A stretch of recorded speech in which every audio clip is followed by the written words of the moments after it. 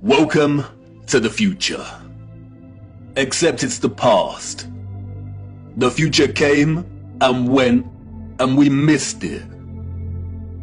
The magnificent architecture we see throughout our realm, in which the official liars and controllers of our world have termed historicist, neoclassical, Renaissance, Gothic, and so on, all belong to one whole unified civilization.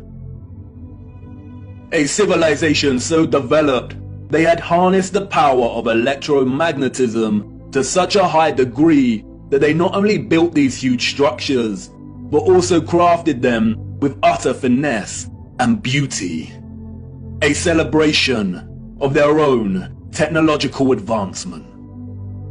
The structures were designed with the sole intention of harvesting and generating electromagnetic energy and distributing it across the world. Their cities, towns, an entire way of life ran and depended on the use of free, clean, and powerful electromagnetic energy. The energy was harnessed and collected from the ionosphere above our heads through the use of antennas, spires, domes, and towers. All the impossible structures we see today have been repurposed and rebranded by our controllers and the citizens of the 19th century. This is not a church. This is not a mosque.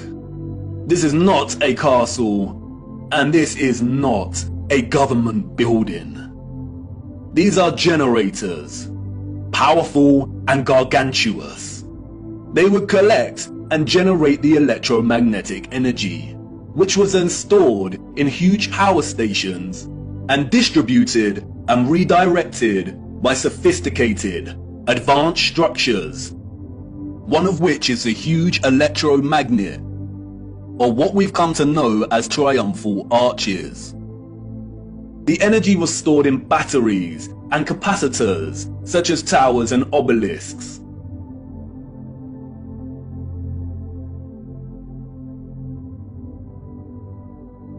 All cities were constructed across our realm in the form of one big, interconnected power grid, much like a huge computer motherboard.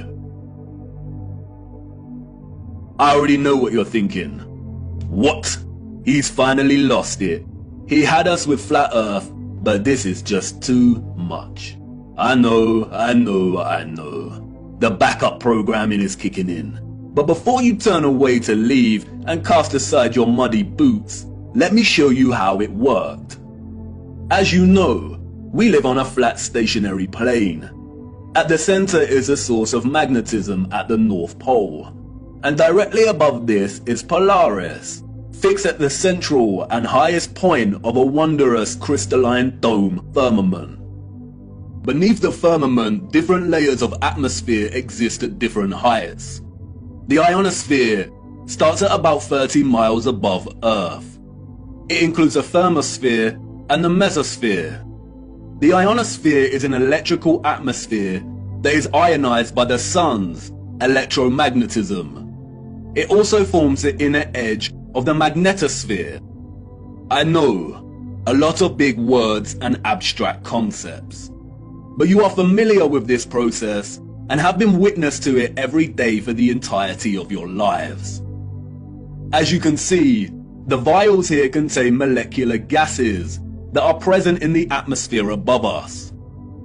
When an electromagnetic source, such as a Tesla coil, is applied within close proximity of these gases, the coil's magnetic field ionizes or charges these gases, and the result is phosphorescent plasma. The gases become colorized.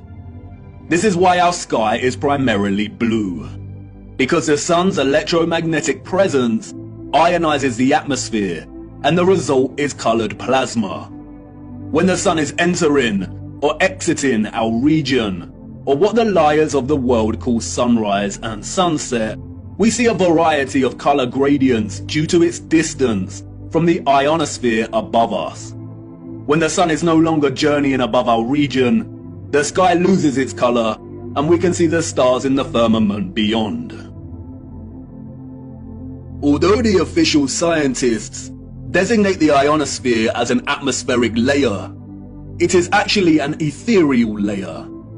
Ether is the fabric or element that carries electromagnetism. It connects everything in our realm. It is the fabric that makes the sun and moon and their concentric journey above our disk possible in the first place. Ether is the mysterious fifth element.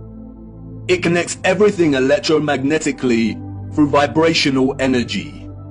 It is the glue, the web, the driving force behind absolutely everything. The four other elements, air, fire, water, and earth, only exist because of the ether. They are expressions of ether's vibrations. Cymatics is a good example of ether's presence. The frequencies fed through the Chladni plate make the sand or salt form precise and complex geometric shapes. The higher the frequency, the more complex the geometric pattern. But what is the conduit that takes the frequency's vibrations and allows the sand to take such shape? That is the ether at work. That's why we see fruits and vegetables that closely resemble cymatic patterns. It is the ether at work. All matter is ethereal, and the shape and form of that matter are different expressions of the ether, determined by frequency and vibration. Ether is the bridge between electromagnetic frequency and vibrational energy, and the form of matter itself. You could call it the Holy Spirit of God. The historical and scientific discourse of ether is a deliberately manipulated